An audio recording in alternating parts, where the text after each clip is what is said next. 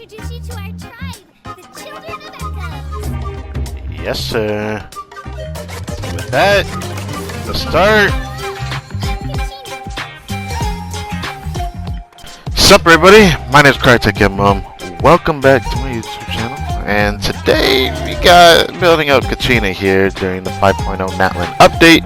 We farm our boss mods, we farm her materials in the overworld, and we get her on this new Cinder City set for Natlan just to, test her and something that might be pretty good. And maybe some interaction in the overworld that I experienced throughout the several days that I have the past week and all that. And yeah, I hope you guys enjoyed this video. Nuke the like button and subscribe if you haven't. Let's get started. So, for day one, moving forward, as you could probably tell from the beginning, I had just gotten Kachina, we just got to Natlan, we were doing the Act 1 Archon story, had a stream on it as well, and we were just doing our usual rounds as I first get Kachina from the actual Archon story, throughout, the beginning parts of it. So I decided to read her kit, see what she does, and realized all she does is damage with her skill burst, and her cons improve her damage and somewhat support her capabilities, which is why I wanted C1. But they didn't go my way, so I never was able to get it. I decided I'm going to just move forward, still build Kachina because I still wanted to build a Geo unit. We don't have many Geo units I ever want to build, but Kachina with the Cinder City set makes her at least worthy enough to build a little bit. So my goal was still in sight, so that's the whole point of this video. But we had some moments throughout day one, and most of it I already showed in other videos, so I won't show that. During the Arca story, I take a detour to try to get to this boss, the Yumkasor Mountain King, because Kachina's mats are from this boss, so I want to see how he is. He's a pretty takey dude, and I love farming with the Navia team here. So yeah, we fought him once or twice, whatever resin I had, and then we moved on. And that was how day one ended. Right, we are now into day two. Just started preparing to do Act 2 Archon quest for Natlan.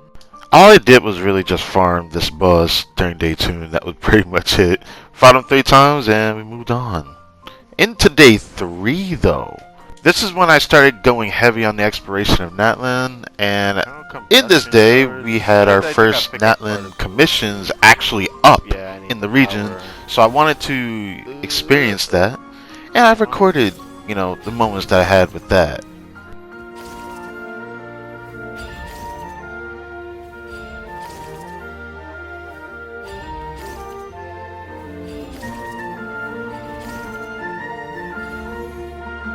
That's kind of fun, not gonna lie. Yeah. Oh. Give me this first. Attack! I'm going in. Huh? This one's got your name on it. Oh, that sounds about right. You take this as compensation for your help. Yes. I get the out my face. You need to use my ancient name. It means the ability to stay strong in the face of adversity. But I often wonder why the Wyatt decided to give the name to me. I'm so weak, and whether at home or among the tribe, few people even know of me. With so many strong and cool people around me, am I really worthy of the name? You said it yourself, in the face of adversity, gotta prove them wrong. Thank you for completing today's commissions. Now, by this point, still in day 3, we haven't fought, the Yumkasor Mountain King, so we fought him a couple times, and I had quite a few runs this day because this was the same day I did the People of the Springs Tribal Chronicle story quest, or we could call it the Milani story quest I had toward the end. I had some exploration that I did as well during that time before I had started, and I had some moments that I'd like to share throughout the end of day 3. Hit me with bubble one more time. Come on, you got it. Good boy. This really feels like I'm in a savannah biome right now. Oh my god. Day number 4. By this day, we did some more boss runs as usual, and we're pretty close to the end of farming Kachina. I'm farming enough to potentially get her level 90, but we don't really get her level 90 in this video. But I just felt like I needed to say this. I'm farming enough to get her level 90, which is 46 of the boss drops from the Yunkasaur Mountain King. But during day 4, I was doing a lot more exploration as we were in the weekend side of things, so I had more to do on that. And we did a lot of things. And throughout these potential days is when I had some fun interactions in the overworld and whatnot. I'll share some of them, but there were also some that were very unsavory, to say the least, for the local legends I came across, which one I've made a video on for sure, and others that is throughout several days after and whatnot, but that's beside the point. The whole point is, this was just a casual day, so not a lot really happened other than the boss fights for the Yunkasaur Mountain King. What the heck was that?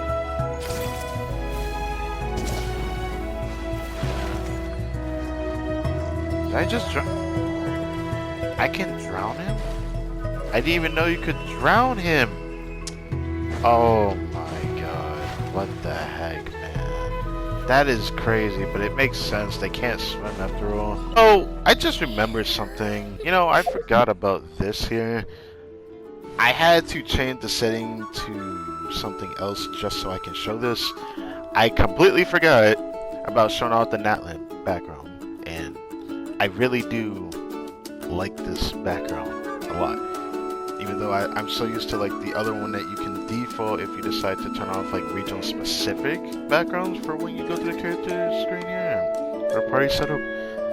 And I really like the background for this. It's just, Natlan really is my favorite region, bro. This is a sailor, right? He has little legs? Bro. Does he go to this thing? Oh, I saw something like this before, but I was so confused. I was like, why is there like this drawing here? I thought it was cool, but I guess there is more than one reason for it.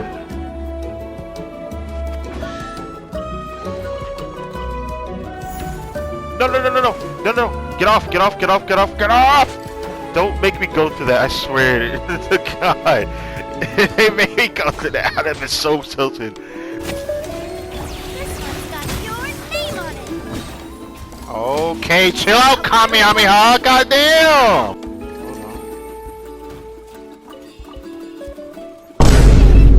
No! My name. I must honor it. I was not expecting her to die. Day number 5. We will be maxing out Kachina today. Basically getting the last 2 boss runs to have enough mass to potentially level 90 Kachina if I wanted to, but I decided later on I'm not going to do that. Now, today is quite an endeavor. We did a lot this day, and I mean a lot, so let's strap in for the first part of this. For this part, I have decided we're going to finally be able to do reputations. We started the People of the Spring reputation quest and the bounties. It's a little different for one part of it, but the combat portion was actually more fun than I thought it was going to be, which is pretty cool. But while doing those, I discovered some local legends. I was going to originally separate them and put them in separate videos, but I'm going to put them both in this video because frankly, they both took me 2 tries in total to beat. So, yeah, it was interesting because Kachina didn't even have her set on yet, but that's beside the point. These fights were pretty excruciating, especially the freaking Fatui agent that made me whip out Nuvalet because I don't think it was going to be a fun time trying to fight him with a melee-based unit. But for the dancing capybara, he wasn't really that hard either when I actually tried to be more aggressive with Navia. But yeah, I felt like showing this. I'll show a little bit of how that fight turned out. It wasn't really hard, to be honest. Well, the Fatui agent wasn't hard when I used Nuvalet, but like I honestly don't think it'd have been a fun time trying to fight him like normally with like how most people would try to fight him, because like he would get like huge resistances towards damage when he's invisible, which he would stay invisible most of the time, which is pretty annoying. Then there was a portion where you had to figure out which version of him was invisible and where he was hiding, and if you picked wrong you would get one shot. So that wasn't fun.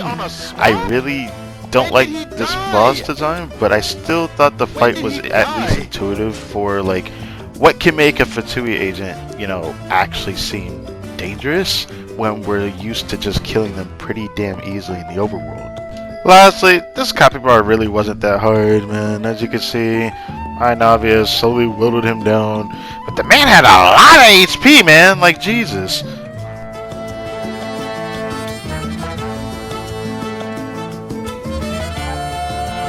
This boss is not that hard. I thought he would be harder than this. But, huh. That wasn't too bad. Navia was definitely the best choice there. On the last part of day 5, we get Kachina level up mats, the Cunipa berries, and use the new Go Collect option. It's a really good system that shows every, and I mean every, portion of the map of these level up mats. And when you finish up one area, it will go to the next part until you eventually pick them all up, which is really good. Now, if they could just do this for the ores in the game, that'd be really good, because Inazuma's ores are annoying to farm, and I would love to have a reason to do that, because I need to do that still, but I haven't done it yet. But that was pretty much it for day 5. Now, going into day 6, I joined a friend's world that he allowed me to join to do the last little bit for Kachina's level ups, and then we eventually level her up to 70 out of 80, and we start gearing her and readying her for testing.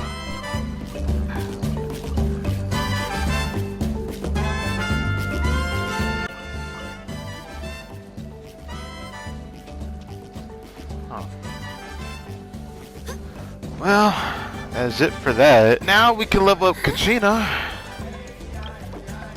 because we have more than enough to max her. Pretty sure. Oh, wait a second. Let's do something about that.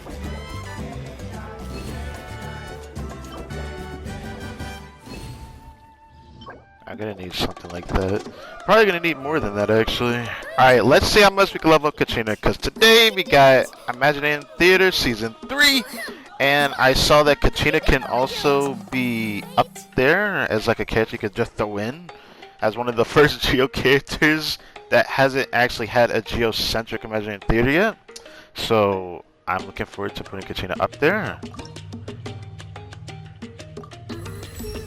You really care a lot about me.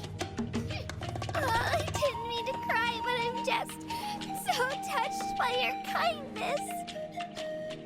What the? She is so adorable. Now, here comes the next problem. This. Like, because of Tainari appearing, I don't actually have the books that I originally had for Kachina.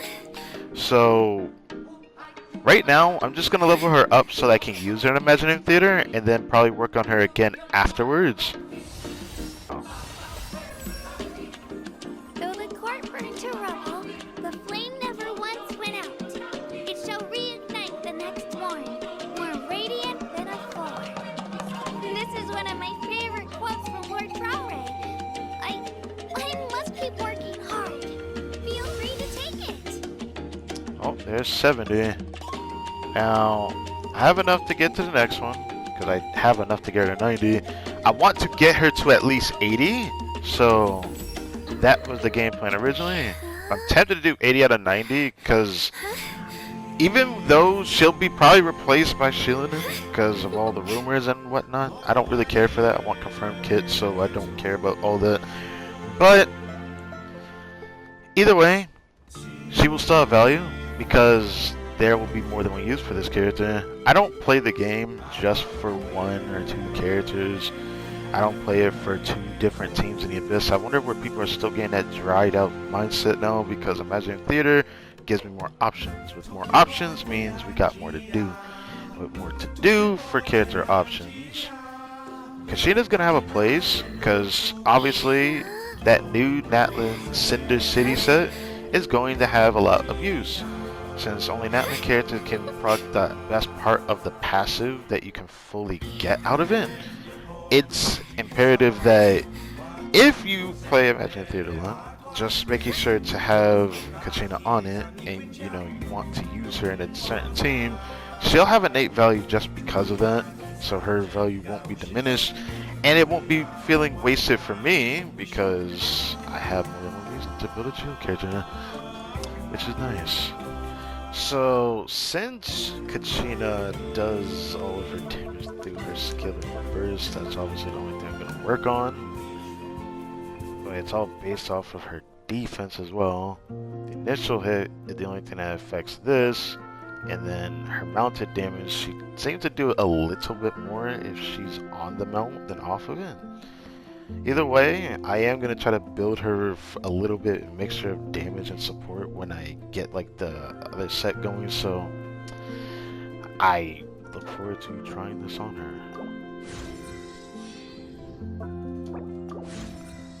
After I did all that for Kachina, did some exploration.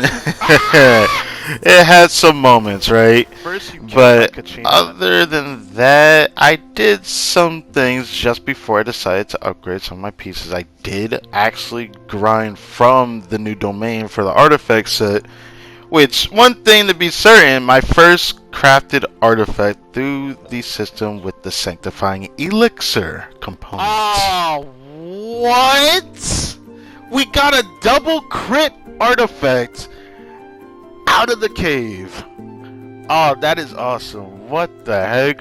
I'm making attack sands for this to see if I can finish up my build for Navia. That's what I want this for.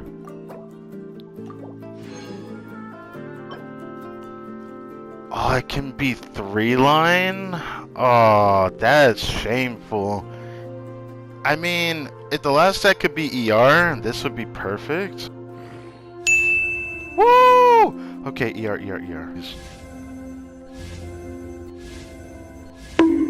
I wish it went in the ER. But hey! Look at that! The first time crafting something out of this thing, and we got a piece from my girl Navia. And it's actually not that bad either. Wish it could have went in a crit on the last one, but it's no big deal. It's pretty Toward the end of day 6, I found something interesting. And later on, we put the Cinder City set on Kachina. I was chilling there. Wait. Now that I think about it, do you think this is a local legend? I don't know. I kind of want to see if I'm right.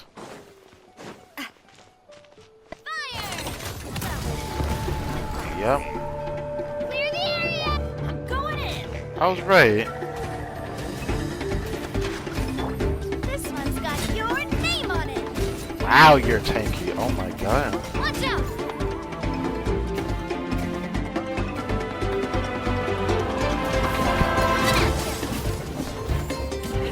Why can you... I hate this boss. This boss feels absolutely asinine to fight.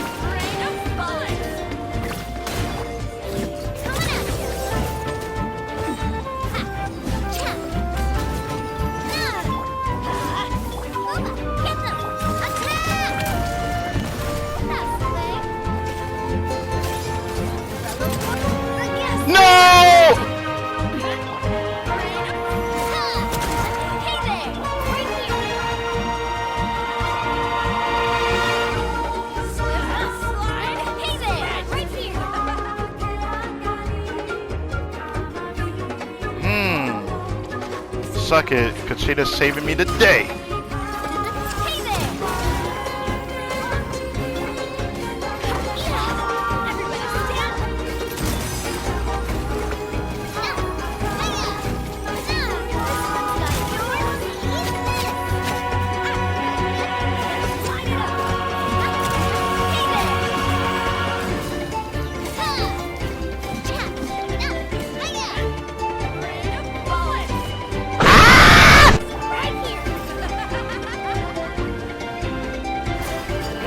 Hey, my Kachina. Raider bullets!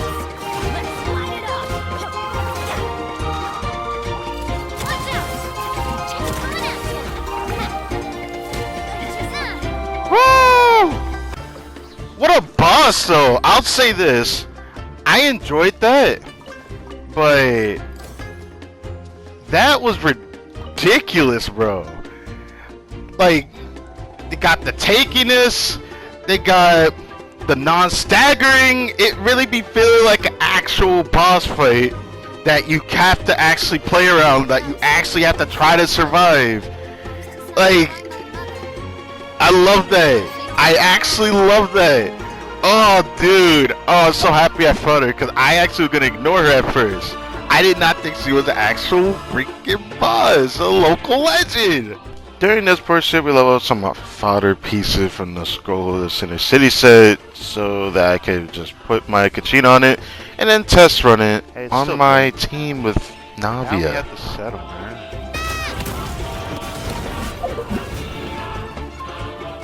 Did I get it this time? I got 40. Ah, there it is. Yes, sir.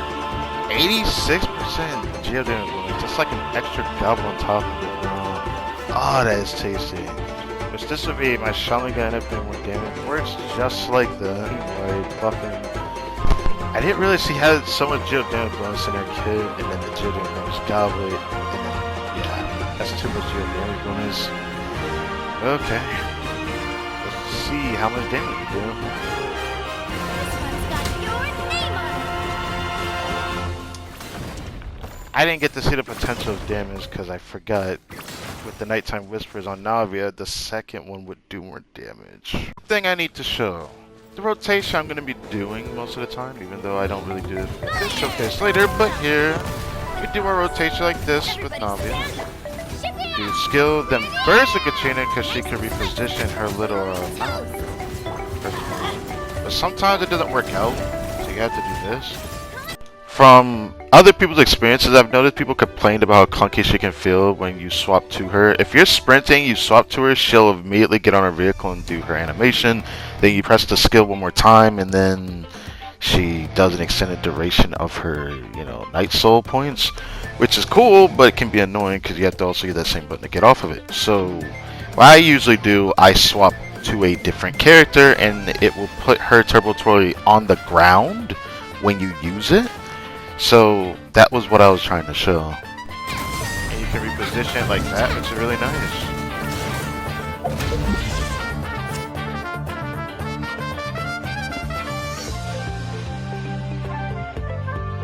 And look at that. With Cinder City set and the Nighttime Whispers buff, after the first skill use. That's the way the the set works, is that it gives me more geo damage after the first time I use my skill. So with that, I get 136 geo damage bonus. That is insane. Like really freaking good, dude. It looked kind of insane, but I just felt like I need to show this. Now a bit showcases. Now we got Kachina with Navia, and I tested Kachina in a double Hydra Hutao team and in a Nuva team. Those were the teams I tried. Obviously there are probably others I could have tried, but these were the ones I did for the video. Alright, so starting with the Navia Kachina interaction, what I'm looking for is not really clear to us is how efficient that Kachina buffing can, help with my Navia. Honestly, when I tested this between her and Zhongli, Zhongli felt better in this abyss, but only for the later parts. This first boss felt better with Kachina though. It's because the other two bosses really like the extra geo that Zhongli can provide through his burst and the activation of his skill. So that's usually why Zhongli ended up feeling better than Kachina. Outside of it, most of the time it felt like Kachina was just going to be better.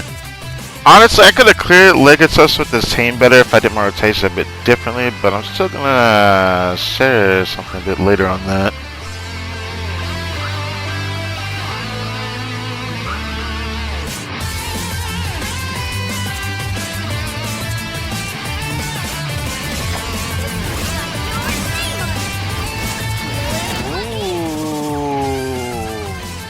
when the setup is right, it actually hits. Okay. My only caveat right now with this team is probably just how the setups are doing. It takes a while to get that good big hit, but I finally was able to at least show the rotation, kind of, because you want to make sure that when you throw Kachina out there, you want her to do a geo reaction so that the Cinder City set passive can proc the whole set, so you can just unga bunga your way through it all.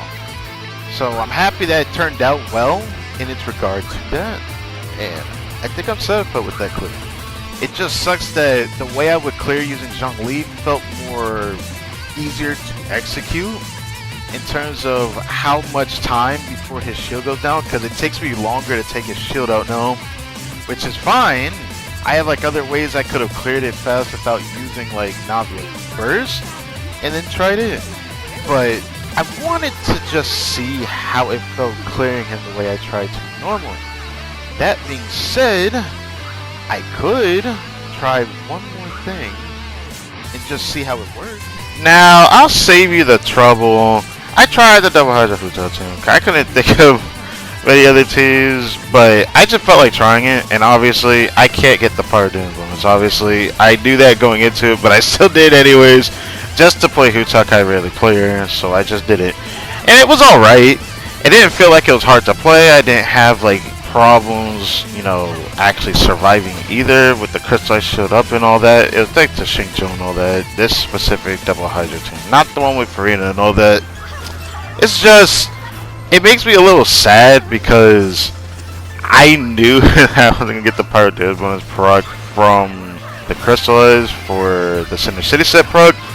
But I could make Xingqiu and Yelan do more damage. That's about the most I could expect. Yeah. But not really much going into this, so I'm not going to go crazy showing this. I'll just show all the moments and all that nonsense through me speaking through this, and we'll just move on to the next one. Now, I'll be honest, my Nova is pretty damn strong, but, you know, it's just C0R1 shenanigans, right? But I was really surprised by how well this team performed. Because despite me having C0 Nuvolan, the Cryptite Shield felt like it was strong enough to handle a hit to where I wouldn't get interrupted. So it felt like it was pretty damn good. This team felt pretty good without Zhongli, with this team, with just the shards. And if I were to rebuild Kachina from stuff I've heard over the internet, people saying EM-based Kachina build with Cinder City set, you can make your Cryptite shards a bit stronger. I might need to consider that if I ever decide to use Kachina with Nuva in the future. But that's a big if, obviously, because, you know, rumors and all that. But, you know, it's very interesting how well this team performed. I thought it was going to be decent, but it did more than I expected. I do want to preface that, again, playing Kachina, it feels kind of weird trying to get a certain rotation, because I was still getting used to it at the time, so my rotations aren't perfect or anything like that. So I'm playing Nuva in probably one of the more wrong ways that I would rather not play him like, but I'm not going to consider that a caveat against Kachina. It's just me trying to get used to Kachina, just to have consistent uptime with the Cinder City set, which is why my rotations look the way they do. But yeah, anyways, that was pretty much the Nuva team. I was quite delighted to see how well this team performed. I just gotta say, it just is way too good, man. Love it. One last thing to share. Something very interesting happened when I decided to retry the Navia Kachina variant here. I really want to show you guys this Navia damage.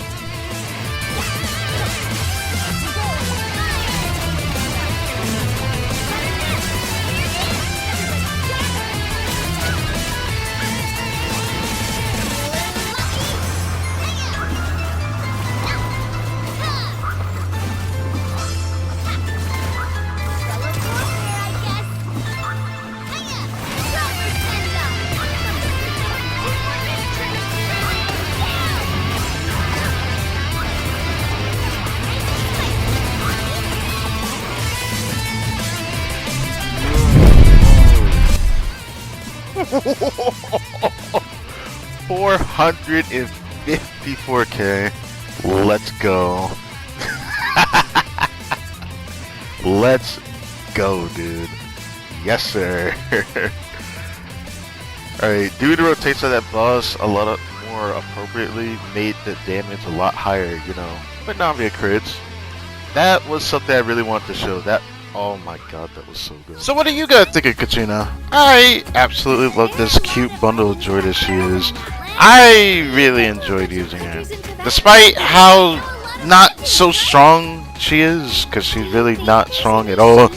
But since she can hold the Cinder City set, I really like using her, so I will be using her a lot whenever I can use her. Whenever I want to, whenever that time comes. And remember, the Geo Imaginary Theater will eventually happen, so yeah, if you play Imaginary Theater, just be warned. Until then, I'll catch you next time.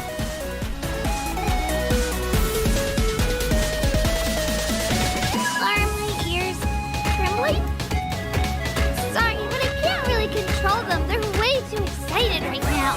Here, let me just cover them up.